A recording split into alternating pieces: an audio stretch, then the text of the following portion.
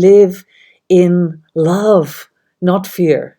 And Brene Brown talks about confabulation, which Okay. is exactly that. Projecting our fears, essentially, putting meaning onto what other people do. Yeah. Without asking them, what was that about? And we might look at somebody's facial expression and think, oh, that's a message to me. Yeah. Whereas it might just be them feeling a bit frustrated, feeling a bit tired, feeling a bit upset about something completely different. Or thinking ahead to something that they have to do that they're kind of not sure about, or they're feeling a bit nervous about, and hence the facial expression looks less than happy. We look at it and think, oh, that's me. Something I've said, something I've done, they're upset, they're unhappy. But that's only because of your default feeling, I'm unlovable, I'm not good enough, I'm unwanted. It presses our shame buttons. Yeah. What a journey. So tell me more about yours. So your father died, and do you want to speak a little bit about that? Because I think most people who are going to be watching this interview will have some experience of death of a loved one, and the lessons that are embroidered into that experience, which can be the gift of life if explored in a conscious way. I mean, to me, that seemed really painful. I even remember your description of the scene where your dad was found, and something that was bizarrely, and this is a child's view, seeing his false teeth on the floor. It was an outline of his false teeth. Just made me think of the crime scenes you see on television, on the dramas. And that's because he was found dead at home, right? He was found dead at home. He'd collapsed in his bathroom. Okay. So my parents had divorced. He was living in a flat. Yeah. And he had collapsed in the bathroom. And because his flat was upstairs, the neighbours below had heard him hit the floor. Yeah. They'd gone up and the milk was still outside. So they were very concerned. They called the police. The police came. The police must have drawn around his false teeth on the floor.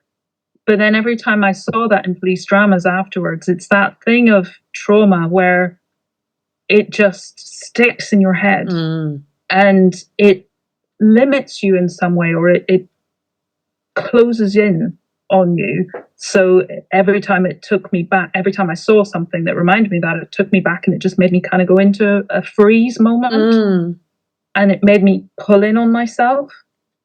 So that's, something that we can recognize in moments of trauma, and how they kind of, your brain just pulls back and shrinks in on itself out of that fear. Yeah. And you weren't... And that not wanting to have that hurt ever again. Yeah, exactly. Avoid it. But you were not resolved with your dad at the time, right? No. And I think bereavement is a painful thing. We know that. But when you're grieving for somebody with whom you had an interesting, challenged relationship, or Facebook speak, it was complicated, then I think that adds many more layers to the whole process of grieving.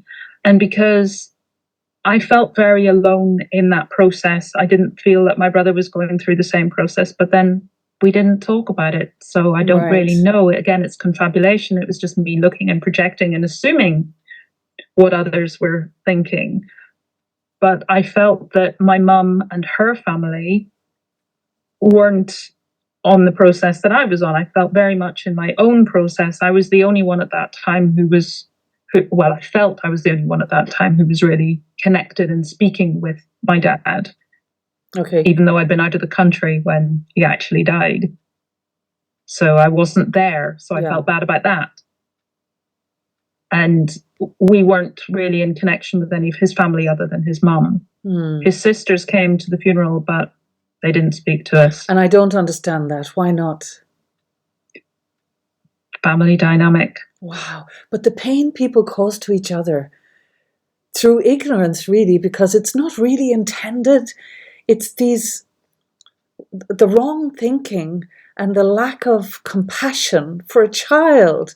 I mean, you were you were a young adult. You were a young adult. I was You were 22. 22, Yeah. but still, you were his child, and you get one father.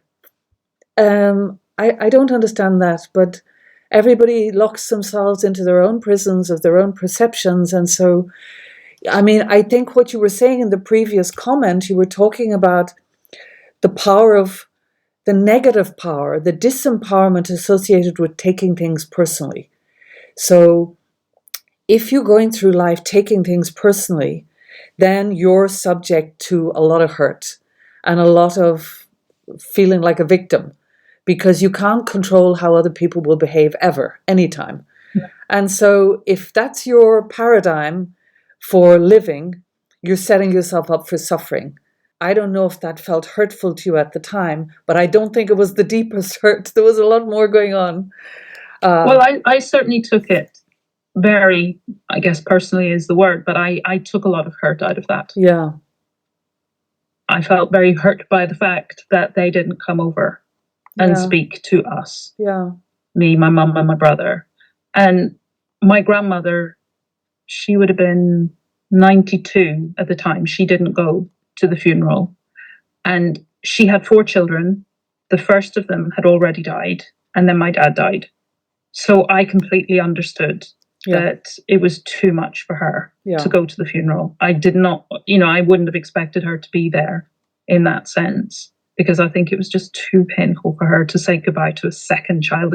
It's so out of the natural order and what we expect to die, for our child to die before us. And she was 92 and had a lot of health conditions. She was in heart failure. I'm sure she must have been thinking, why? Why him? Why not me? Why am I still here? Why do I have to witness the death of a second child of mine? Yeah. He was only 54. 54, wow. Yeah. And we won't talk in any depth about it, but there was dysfunctionality in his behavior, which was later considered to have some psychiatric origins, without going into it. As a child, you don't know that. No. There's no explanation. It was just my dad. Yeah, exactly. But that may have been why he died in the way he died. Because I know that... Certainly it would be a factor. Yeah. I mean, he could see no way out. No. And despite being so strong in condemnation, maybe of you without even meaning to, or estrangement, or whatever way, he got locked into his own prison where he could find no way out except by taking his life. I mean, people don't even talk about suicide nowadays because it's such a taboo, but it's a very real reality right now in the circumstances many people are finding themselves, where they don't have the ability to be honest about their lives and to be at home in themselves and to be okay with what's not okay, to allow them to continue living. That's devastating. Yes, I've just read a book actually where there's a parent whose child, he's a teenager, and he takes his own life. It's a great book, Take My Hand. Okay. And it's a great book for anybody who's in that situation, a parent of a child, a teenager who's really struggling, because they talked about how little support they got from the medical services. And they're not educated. Some support out there, they're but not you need educated. to know where to go. Yeah, but they're not even educated fully, because actually the education around grief needs to come from a higher consciousness, which is why I wrote my book. But it isn't mainstream. The ideas about what life and death are, and about the option that people feel if they can't see a vision of a life they want to be in, to just take the exit. Thinking that that's a solution without any awareness of the impact that actually has on a spiritual level. I mean, you're so aware spiritually of the cost of this in your life, but there was a cost to your dad in his life that people don't realize. It's not a solution, and the impact it leaves behind. So it left a very real impact with you. Do you want to talk a little bit about that? the legacy of that? For me, it was all the unanswered questions. Right. And the fact that our relationship hadn't been good. Certainly wasn't where I wanted it to be. Because my dad was very charismatic when he wasn't at home quite often. Right. Because at home, I guess that was in a sense where he didn't have to perform and he didn't have to wear a mask. Yeah. So maybe we saw, as quite often happens, when the people closest to you see some of the worst aspects of your character. Yeah. But when he was, I don't know if I can say when he was in a good place, but when we were having good conversations and we were bantering, there was a lot of kind of play on words with a fun sense, because we would have these word games. I loved that because I hero worshipped my dad. Yeah. I was the first daughter, and there were just the two of us, me and my brother, but I was the first child. I was the daughter, and dads and their daughters allegedly have this special relationship. So I loved that just sort of sense of play that we could have sometimes, and that conversation that just seemed to flow on some occasions. And I felt like that was a glimpse of how things could be if he was feeling well, feeling balanced, feeling that his life was good. Maybe a fraction of self-expression, true self-expression from a soul level, Maybe. Yeah. Because I think his conditioning was probably very strong as well, causing potentially his troubles. Yeah, oh, absolutely. But I could see this potential in him. I could see his pain. Yeah. I could see how unhappy he was, but could see a potential for so much more, and see him as such a human being with such possibilities, and just wanted him to feel happy and to feel balanced and to feel that his life was in a good place. But when he died, there was no opportunity for us to develop a better relationship, for us to have a close bond, for us to have those conversations. You want to have a relationship with your parent, but maybe with my dad particularly, where you can go and ask for advice, or you can go and share what's happening in your life, or ask what's happening in theirs. And his dying took the possibility for all of that away and left me with the questions of why. Why was our relationship the way it was? Why did I so often feel distanced and disconnected from you? And what was your life growing up actually like, so that I could understand where you were coming from and how you saw the world? All of that, which was and still is quite sad for me. Yeah. Yeah. Do you feel that your relationship with him then imprinted itself on your relationship with your first husband? I think probably the legacy as well was partly from him, partly from other things, but my way of interacting or opening up or not opening up to other people, and also discerning the people who would be right for me in my life, friends, partner, whatever, and trusting my own sense of discernment on that. Hadn't been fully developed yet. Probably. I didn't know myself. I wasn't connected to myself. How can you be with another when you're not comfy with yourself? What would be good to have in my life? Yeah. And what people would be a good fit for me in my life? Yeah. Friendships, etc. If I didn't know who I was. Yeah. You can't be for others if you can't be for yourself fully. No. Yeah. Which is where self-love comes in, which is why people need to take a walk on the wild side. And how can we open up to love from another if we aren't able to love ourselves? Yeah. And how can we know what that would look like if we don't know how to love ourselves? And this is personal for you, but actually the truth is, for most people don't know what love is. What they call love is transactional. It's basically, I love you if, conditional. And also it's relating to the level of consciousness of the individual, how much love is available to them. Because if you're filled with fear, there's no room for love. It's one or the other. So it's like life is really about emptying fear out and filling ourselves up with love. So love being our natural inheritance, our divine inheritance, and fear being an imposter. And how good can we allow it to be? How good do I feel worthy of? Yeah. How much love do I feel worthy of? How much joy, how much happiness, etc. Mm-hmm. And if I'm feeling like I'm not worthy, I'm full of shame, I'm full of fear, then I don't know what it is to love and be loved. Absolutely. I don't know what it is to love myself. Which is why you were born. That was where I was. But this is why you were born. The return to love. I mean, there's a wonderful book by Marianne Williamson, The Return to Love.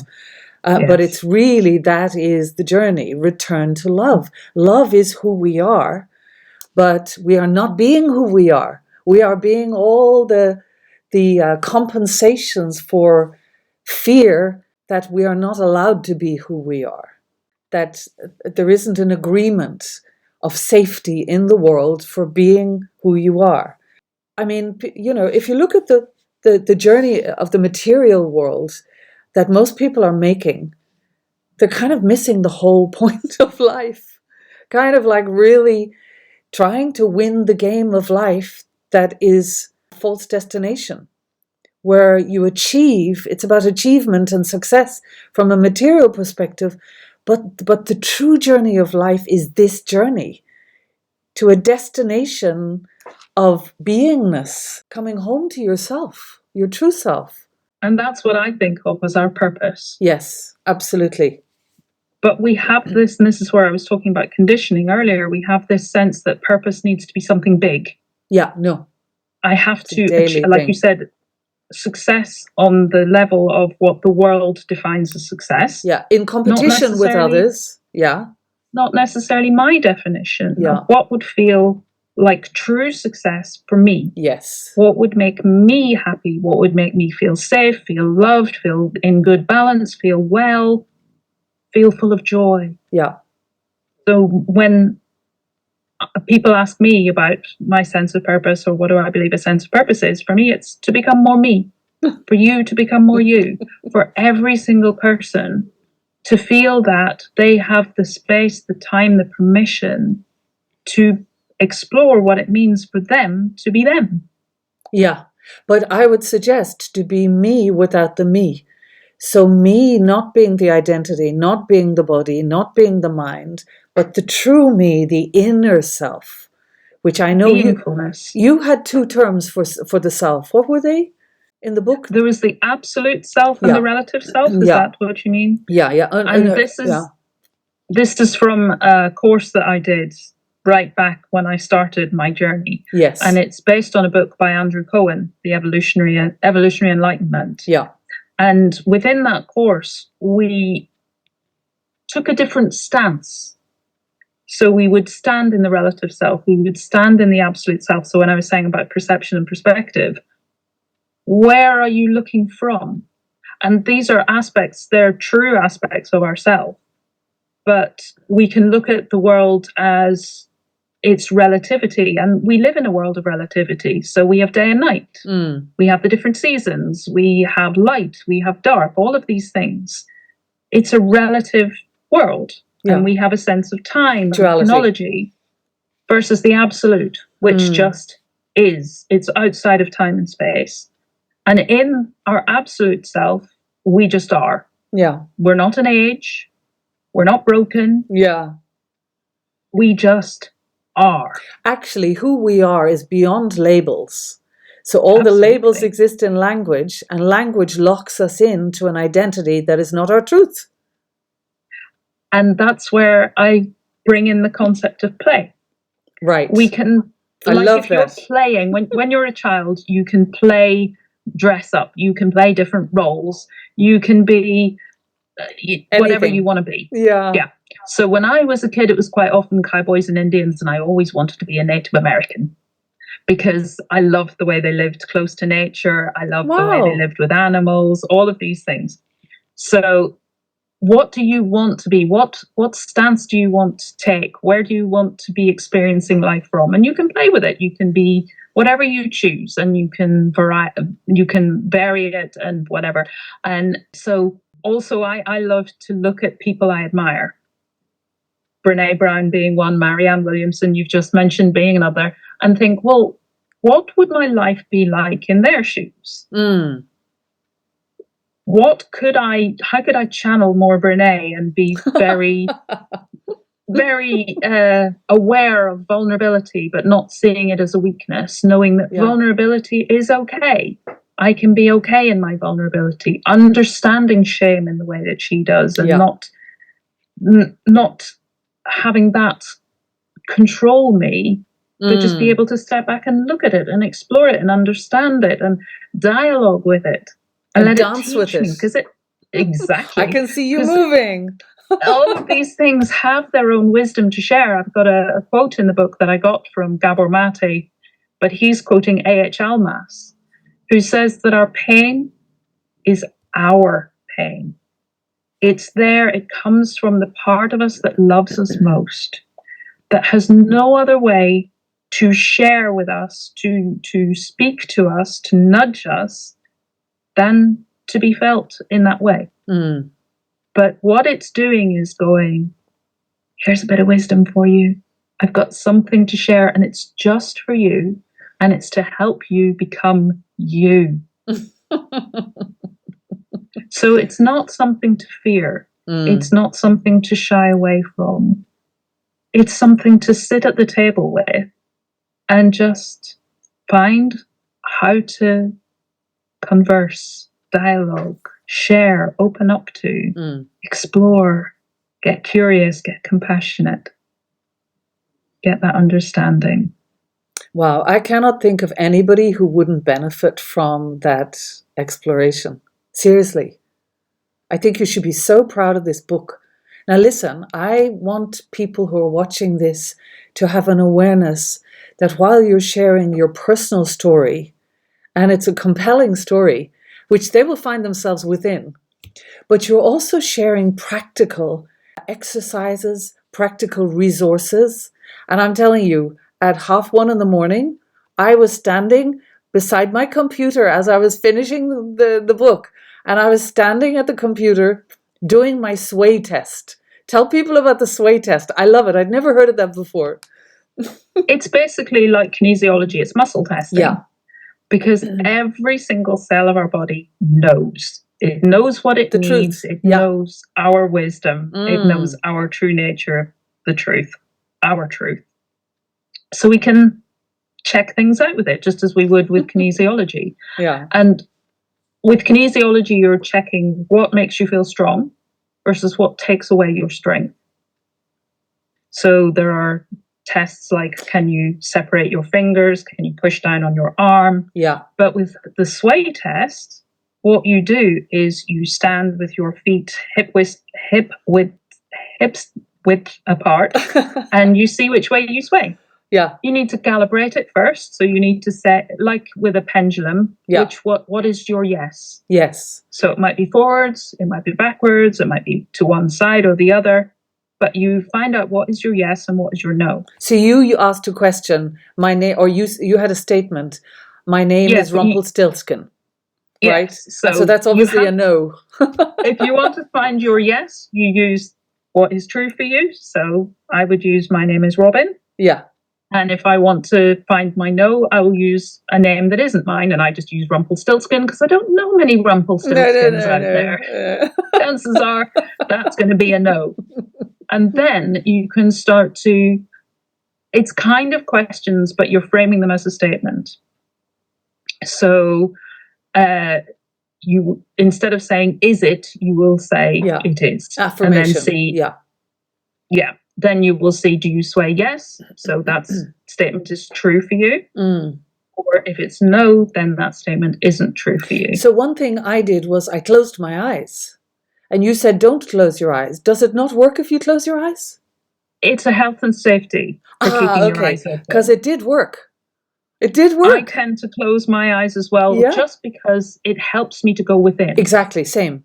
Yeah. And to tune into the wisdom of my body. Yeah. But just in terms of being stable on your feet, sometimes for some people, it's better just to keep your eyes open. You know what I noticed as well at the beginning of the exercise is that there's a natural sway and movement to the body when you're standing still as well, which we're not paying attention to. There is a movement sort of backwards and forwards slightly, but then when it was a no, there was a clear no going backwards. The yeses weren't as clear sometimes, interestingly, but the no was very clear.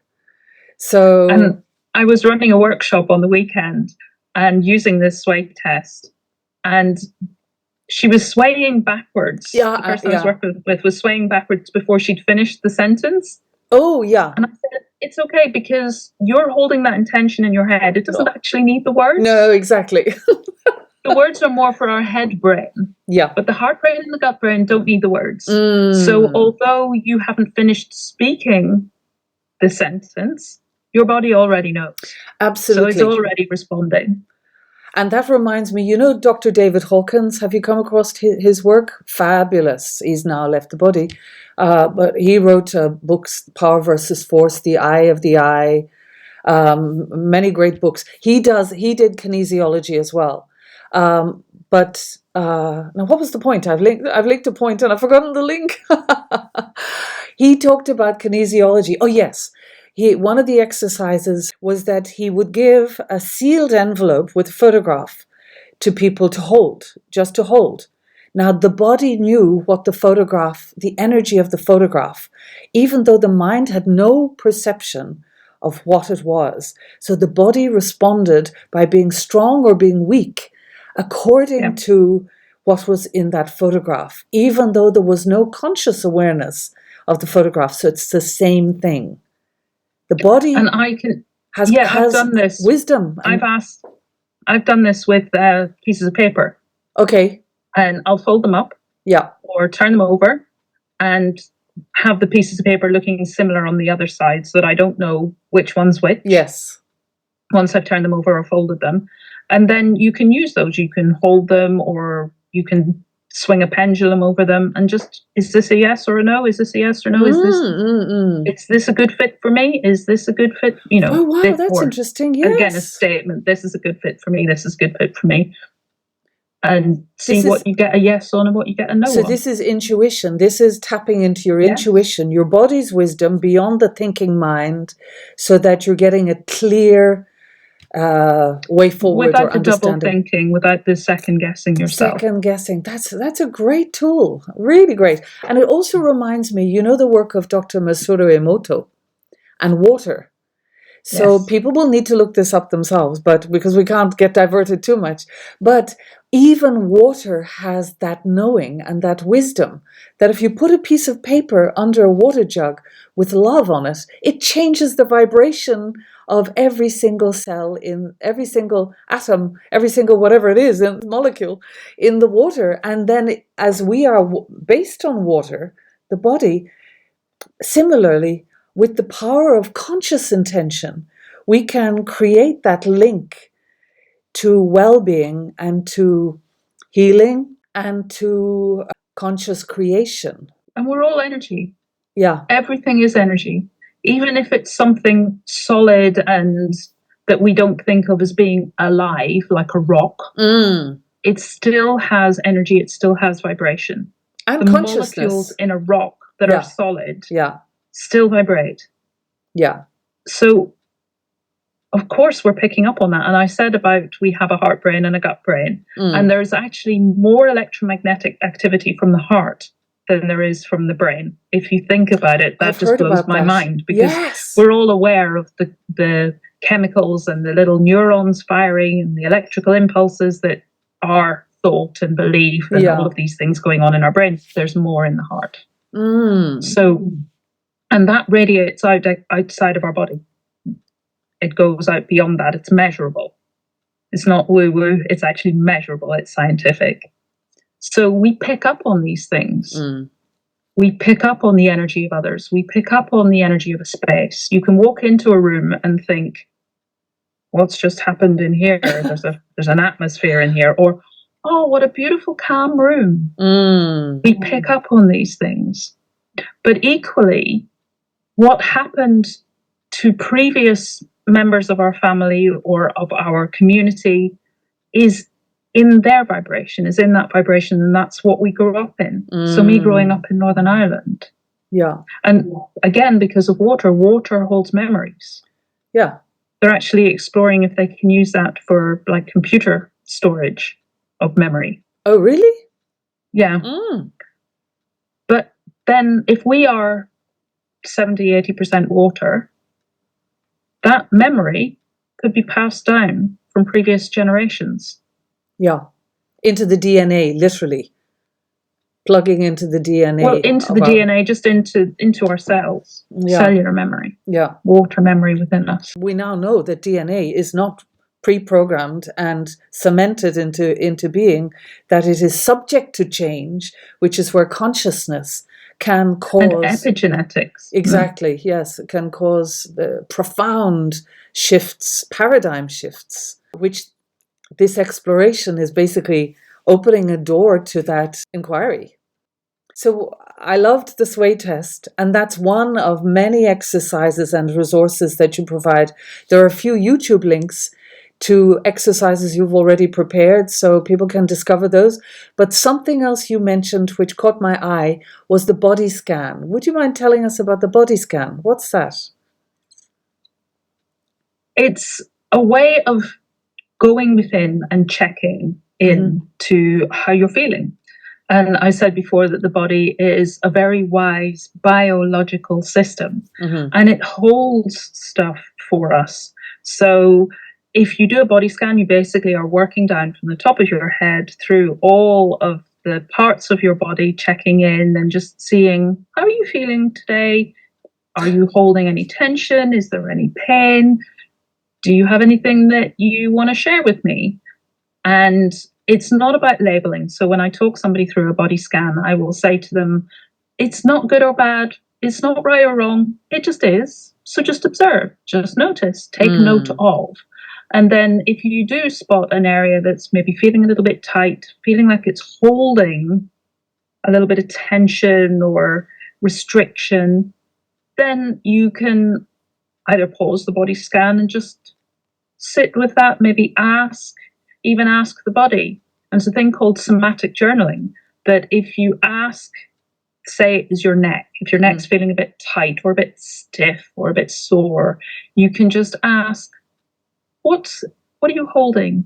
What's there? What wisdom do you have to share with me? What would you like to say? What is this pain? What does it feel like? So does it feel restrictive? Does it feel like I can't turn my head to either side or look up or look down? Why might it do that? Because everything has a purpose. Every single thing that's going on in our body has a purpose. So for me, it's just, okay, intuition, inner knowing, body, who are very wise, tell me, what's this about? And we might not get it straight away, and that's okay too. So just trusting and holding the intention that I will, at some point, get that understanding. It doesn't have to be straight away. I'm okay with that. And you can show me, please show me in a way that I will be able to interpret and to understand. So it might be something I read, something somebody says to me that just, that's it. That resonates. That has given me something. Yeah. It might be in the lyrics of a song. It might be you're watching something on television. You see an advert. It's amazing. I went to a session a long time ago with a woman called Becky Walsh. She's a stand-up comedian, but she's also an intuitive. And she had a book, and I want to say it was 50 Shades of Grey, but it was a book like that. And she went, she'd pick somebody out of the audience and she'd get the book and she'd say, right, what page? So it has to be between 1 and whatever the last page of the book is. And she would flick to that page, right, what line on the page? And she would count down what word in that line. And she would do this and get something, a message for them, a piece of wisdom for them. And they would be blown away because it would be right. Wow. Because, like you were saying about how the water knows, if you put a word under the water or you send energy to the water, it knows. It feels that vibration, it responds to that vibration. The body will do the same. We are 70, 80 odd % water. There's something in us that just picks up on that resonance. Yeah. That just connects in with that truth because we're vibrating with that truth. If that is our vibration, something in us is vibrating with that truth. And like a tuning fork, if you hit a tuning fork and put it on the surface will vibrate with that energy. And that's the same. It's coming into resonance with. So we feel it. We know when something is right for us or when something feels more right than where I am right now or more wrong than where I am right now. And that's what the body scan helps us to do. It helps us to get to know, I call it the body vocabulary. So how do I feel when I feel not so good? For me, it's things like I feel heavy. I feel tired. I feel fatigued, weighed down. I feel pessimistic. I feel small. Hopeless or helpless or something. Yeah, you mentioned that. Yeah.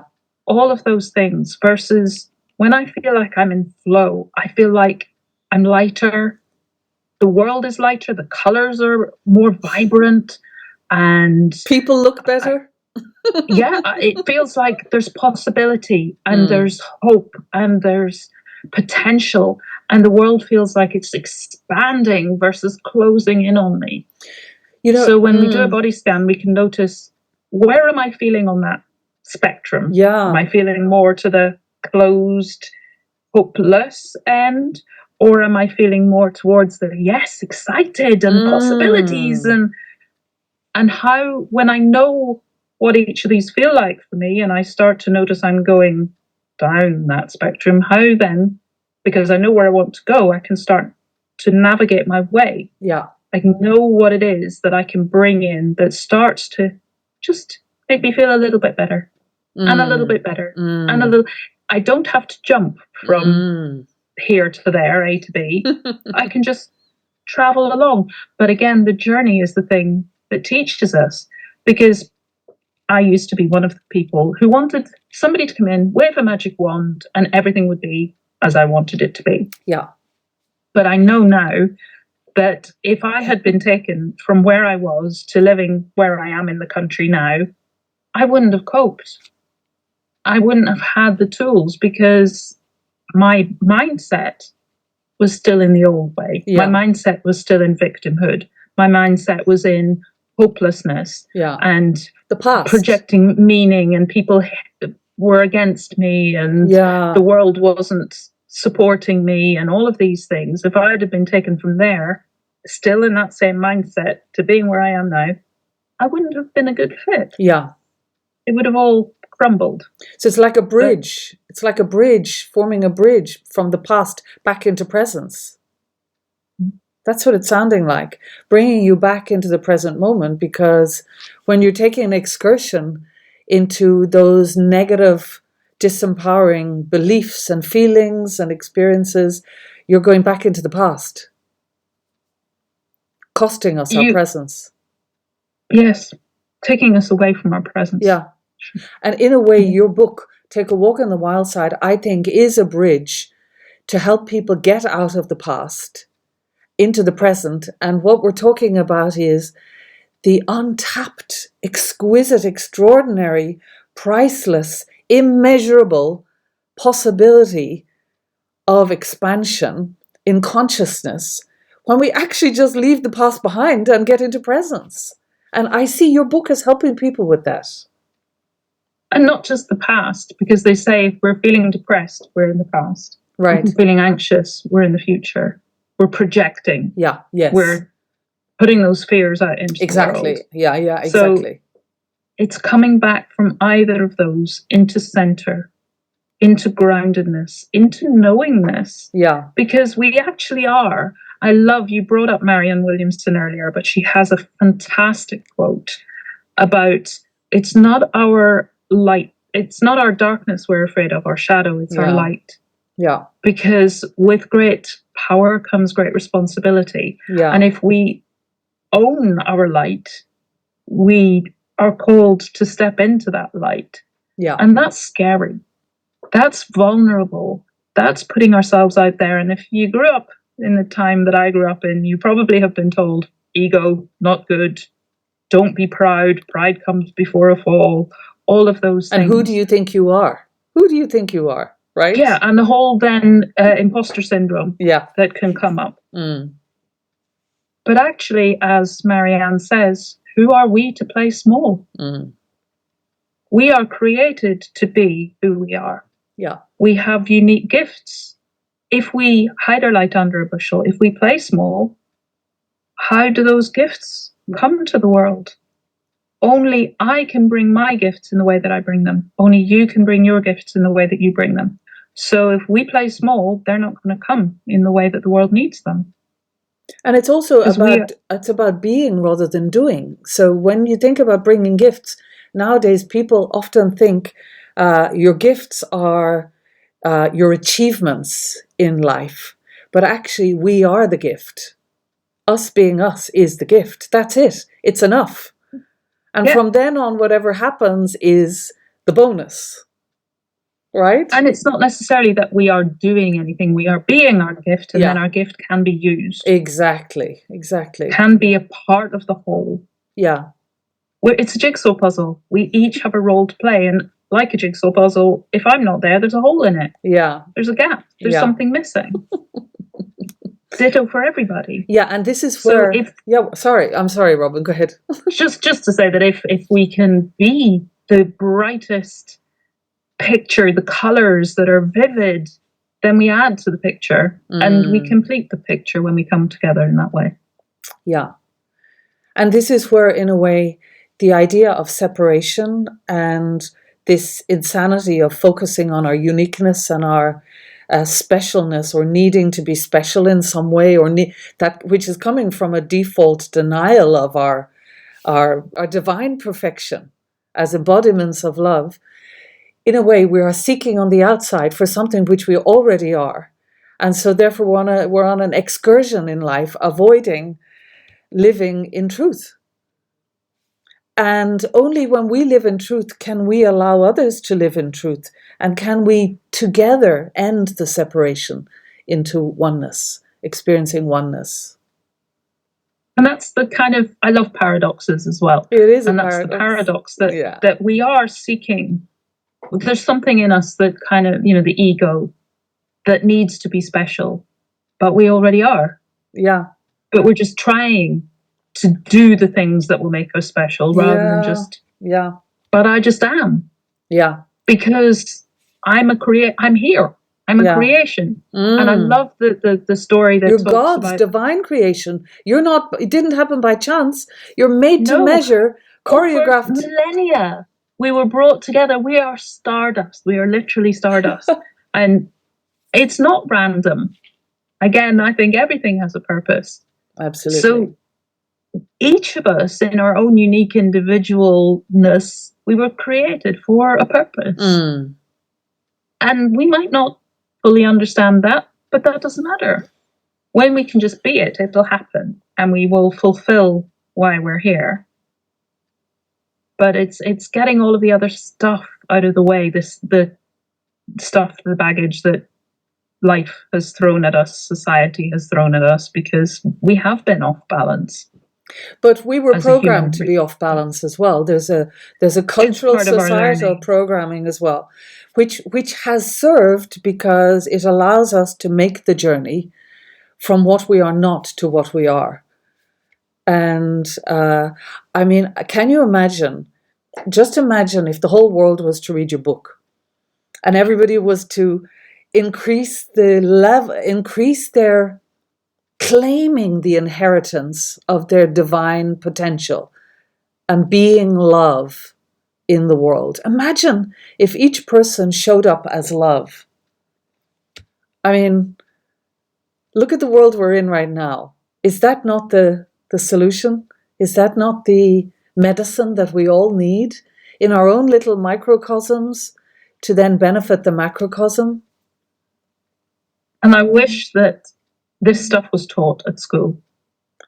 Yeah. And I think, again, in some pockets it is. And people, kids at school are learning mindfulness, they're learning meditation, they're learning to explore with curiosity and compassion, and to look at their emotions and express their emotions, and how to be present and be comfortable with that. Yeah. Yeah, I think if we could all just even make a start on that, I think that would make such a big difference. Absolutely. If we could be aware of our vulnerability and not feel that we had to hide it. If we could be aware of our shame and be able to talk about it, because Brene Brown says shame can only exist when we're afraid of it and when we try to hide it. Like all the bogeymen. All the monsters under the bed. Absolutely. Yeah, and you shine a light, and actually there's nothing there. It's illusion. It's an illusion. Yeah. I think honestly, people like you and I who have nothing to resist, when you arrive at a level of consciousness in yourself where you've made the journey and you're no longer resisting the status quo, you're not fighting against anything. You're just shining like a light to bring awareness. That's the kind of education I think is needed. Because if there's an against anything, you're part of the problem. I think I'm still very much a work in progress. I think I always will be. And I hope that I never stop seeing things that way, because I always want to be learning and I always want to be growing. Yeah. And I feel like I'm part of this journey that we're all on. So I think I love the phrase of we're all just walking each other home. Yeah.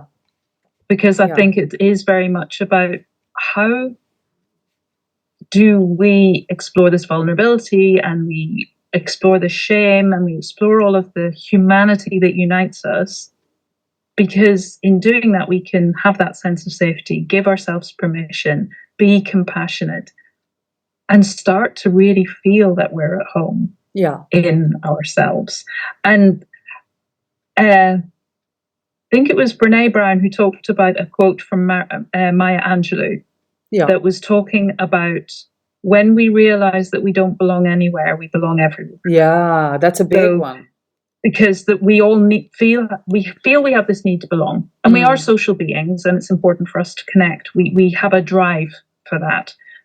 But when we're belonging as in fitting in, which so many of us are trying to do on some levels, some more consciously, some less consciously, but we're trying to fit in and we're trying to find our tribe, but we feel that we have to change ourselves or hide bits of ourselves rather than just, I'm me, take me or leave me. But when we're changing, when we're trying to fit in, we're not belonging. And the sense of yay and the sense of this is good doesn't last, because we then start to think, well, what are you liking? Are you liking me or are you liking my mask? Yeah. And then it's imposter syndrome and it doesn't serve us well. Whereas if we can just go, I am me. And whoever I resonate with, you're my tribe. And let's all just resonate together. And I will know that even if I don't particularly resonate with you, you're still a human being like me. And we can still walk side by side, even if we end up then going down a different path at a later date. Yeah. I think that's obviously the solution, but it was hard one. And I think your courage in your own personal journey, because you could have been squashed at any point. You could have been squashed by your experiences. And the shining light within you of consciousness and the home, like the radar, the GPS, your divine GPS, brought you here. And honestly, I really feel that can be like a lighthouse to help other people find their way as well. I think you're extraordinary, and I think you're underplaying your gifts in teaching now, because I think you have a voice that needs to be heard, because it's devoid of ego. There's no need to prove anything. There's no need to achieve anything. There's no need to even say anything. But you could for the benefit of others. And I think that's the kind of teachers we need. People who are truly in service of others by authentic sharing. I really congratulate you on this book. It was a joy to read. Some people think of reading books as laborious. I do hope you're going to record it for audio as well, because you can express it in your own voice, and many people will gain from that, hearing your voice, which carries the vibration of your consciousness also. But I truly, truly congratulate you. I enjoyed every moment, every sentence. It is a beautiful book, and it brings solutions for people. You should be so proud, Robyn, really. Thank you. But I did want to say that, yes, I still have ego. And yes, I still... I don't think you can be in a body if you don't have. No, except for... and just to not create maybe unrealistic expectations or whatever. There is nothing special about me as well, but we all have this possibility. Absolutely. And it's the choices that we make. Yeah. And if we are aware of that and we're making them consciously, I think because of what I was saying earlier about AHL mass and our pain is our pain, it's our teacher, it's our wisdom, it's the part of us that loves the most, trying to shine a light on something for us, trying to dialogue with us, trying to guide us and support us. So I think there's nothing special. It's just that my life has brought me to the point, to that, when you get to the bottom and you just think, this is it. It's sink or swim now. I give up, or I have to find something because I can't go on where I am now. And maybe that's like men are from Mars, women are from Venus. In that book, he says that women have to get to the depths and then we bounce off the bottom. Men respond slightly differently. They're on an elastic band and they stretch out and stretch back and get pulled back and stretch out and pull back. So maybe that's just, I was blessed. I was fortunate that I hit bottom. Yeah. Though sometimes I think there may still be further bottoms to hit. Oh, no, don't create that. Take that back. No. Just I think there are always things to explore. And often it's when we think we've had the dark night of the soul, we think we've been through the worst we can possibly go through, that we find the light. We find our next step forward. We jump forward because we've been through that difficult time. And I think we are layered beings and there are always more learnings. And sometimes they are a challenge. Yeah. Sometimes they're interesting. But now I think for me, I don't fear them in the way that I did. Yeah. I don't fear my pain in the way that I did. I see it now as a teacher. And I think maybe that's where I've been so blessed, that I've been through stuff and I'm still here. Yeah. And I feel I'm more than I was before. Yeah, absolutely. There are still areas of my life that I wish were different. I'm still, there are parts of how I feel about myself that I feel were different, that I wish were different. But I think that's maybe the next stage of my learning, and that's okay. Yeah, exactly. You're in this grand adventure called life. I am. Yeah. And you have found happy ever after with your husband, a second husband.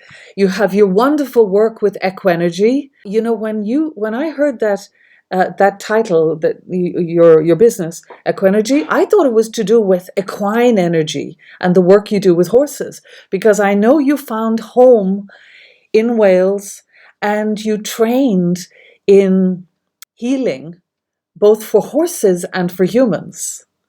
And so I didn't realize it wasn't actually intended to be equine energy, or was it? It's a play on words. Okay, it is. Okay. So it's equilibrium, yes, and energy. Yeah. But the equines have taught me how to hold energy in balance. Yeah. How to hold strength and power. Yeah. With vulnerability, with humility, with grace. Mm. So it's both. And I love that they were there for you at a time when you needed true love. You needed to know the grace of love without conditions. So, dogs teach us that as well, and dolphins and horses. When we can't find it in humans sometimes, because humans are all on their journey and they have a certain percentage of love available at any given time. So it's never reliable, because really the gift of that is the only reliable source of love is within ourselves.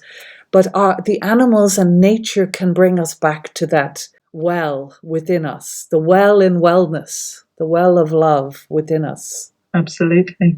And I'm really glad that that's where you found peace, to have you come home and be able to share your journey and your wisdom with people in this book and in any ongoing pursuits.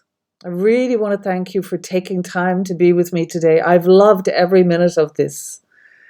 And well, it's been a joy, Sarasai. A joy to talk to you and a joy to share this with others. Absolutely. So your book is not yet launched. We need to let people know. So the QR code that you have there will lead you to a page where you'll find information about the book. And we'll do maybe a little top up when the book is actually launched so people can go directly then celebrate that. Because it's important that we celebrate each other and lift each other up and be love for each other. And together we can make this world the kind of world we want to live in. I think your piece is a wonderful piece of this puzzle. Thank you. And I think it is important to celebrate the milestones in our lives. Yeah. And how they move us forward and what they teach us and the wisdom they share. Yeah. Last words? Trust yourself, trust your intuition, listen to your body, listen to what you feel drawn to, because that is our compass, that is our guide, and more that than the outside, the voices that are outside telling us what we should be, what we should do. Trust the gut, trust your intuition, trust your inner wisdom, let it be your guide. Beautiful. Thank you so much, Robyn. Lots of love to you.